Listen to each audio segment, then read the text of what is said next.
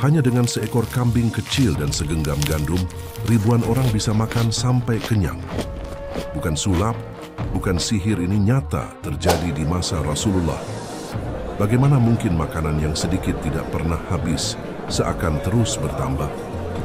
Ada satu rahasia besar di balik keajaiban ini, dan jawabannya ada di kisah Perang Khandaq.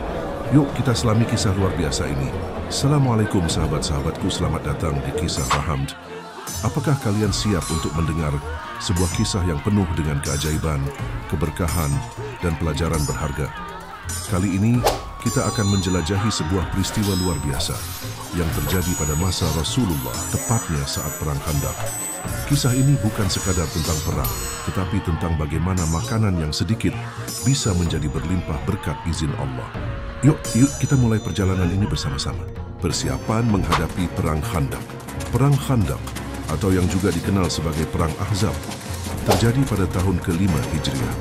Saat itu kaum muslimin di Madinah menghadapi ancaman besar dari pasukan gabungan musyrikin Quraisy, Yahudi Bani Nadir, dan beberapa kabilah Arab lainnya.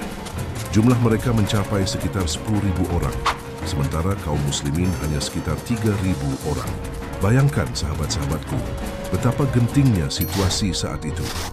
Rasulullah dan para sahabat memutuskan untuk menggali parit Khandaq sebagai strategi pertahanan. Ini adalah ide cerdas dari Salman Al-Farisi, seorang sahabat yang berasal dari Persia. Para sahabat bekerja keras menggali parit dalam waktu singkat, meskipun cuaca sangat dingin dan persediaan makanan terbatas. Nah, di sini kita mulai memasuki inti cerita kita. Kalian pasti penasaran kan? Bagaimana makanan yang sedikit bisa mencukupi ribuan orang? Mari kita lanjutkan. Kelaparan dan keterbatasan logistik. Selama menggali parit, para sahabat menghadapi ujian berat. Mereka tidak hanya melawan rasa lelah, tetapi juga rasa lapar. Persediaan makanan semakin menipis, dan banyak dari mereka yang hanya makan sedikit untuk bertahan hidup. Bahkan, ada sahabat yang mengikat batu ke perutnya untuk menahan lapar. Subhanallah, betapa beratnya ujian yang mereka hadapi. Suatu hari, seorang sahabat bernama Jabir bin Abdullah merasa prihatin melihat kondisi Rasulullah dan para sahabat. Jabir pun berniat untuk menjamu Rasulullah dan beberapa sahabatnya. Namun, persediaan makanan di rumahnya sangat terbatas. Ia hanya memiliki seekor kambing kecil dan sedikit gandum. Bagaimana mungkin makanan itu bisa mencukupi untuk banyak orang?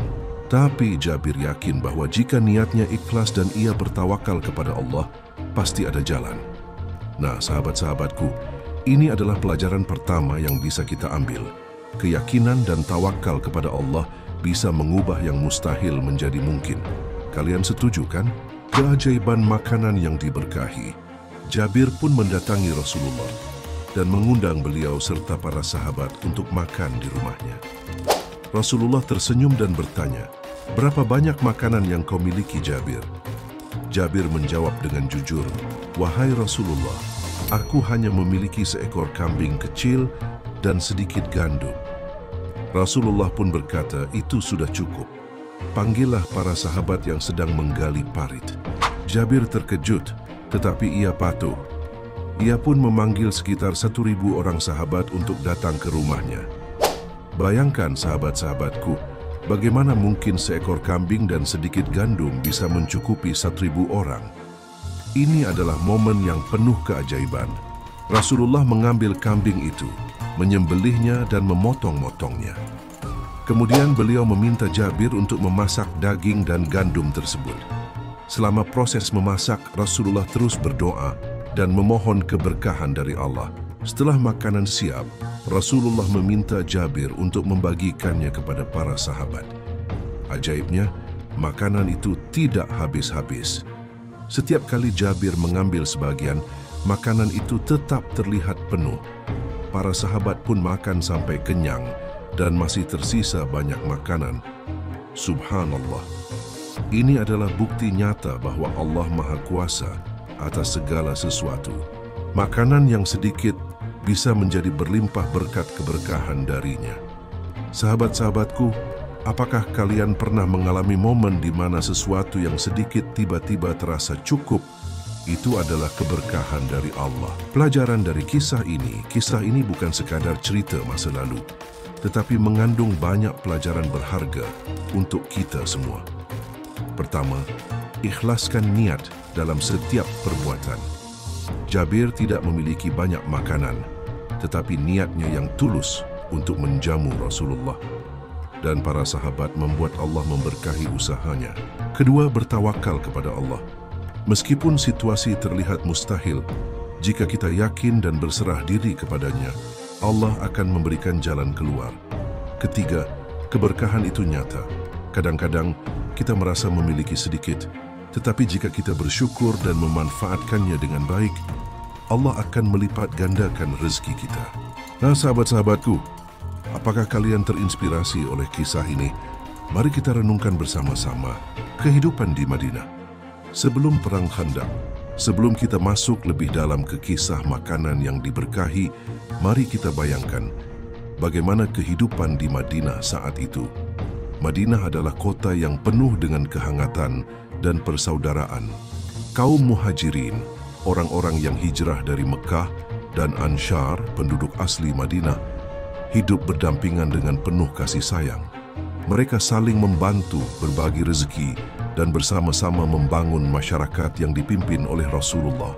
Namun kehidupan tidak selalu mudah. Kaum muslimin seringkali menghadapi ancaman dari musuh-musuh Islam, baik dari dalam maupun luar Madinah.